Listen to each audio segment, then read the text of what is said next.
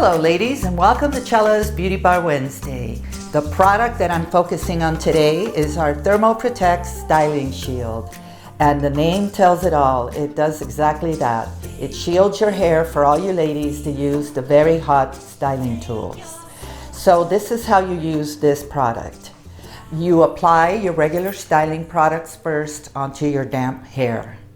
And then you put on the Thermo Protect at the end. This will protect all your strands of hair from excessive heat. Be sure that when you use your styling tools, especially the curling iron, that you don't set it higher than 450 degrees. This will protect up to that temperature. So it's a must if you're going to use the hot styling tools and or a very hot blow dryer.